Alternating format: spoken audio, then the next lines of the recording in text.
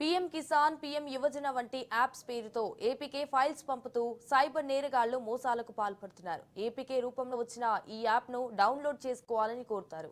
వాటిని ఇన్స్టాల్ చేశాక అందులో ఉండే మాల్వేర్ని మీ ఫోన్ను హ్యాక్ చేసి మొత్తం సమాచారాన్ని సైబర్ దొంగల చేతిలో పడుతోంది.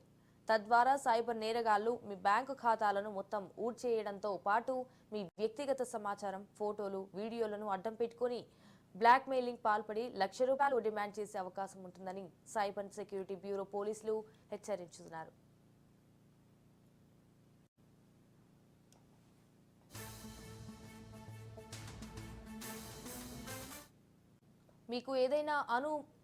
మీకు ఏదైనా అనుమానాస్పద యాప్ అని అనిపించి వెంటనే దానిని అన్ఇన్స్టాల్ చేయండి. హ్యాక్ అయినట్లు గురిస్తే వెంటనే అన్నిటినీ పాస్వర్డ్లను మార్చేయండి. 1930కు ఫోన్ చేయండి లేదా సైబర్ క్రైమ్ government.in కు ఫిర్యాదు చేయాలి.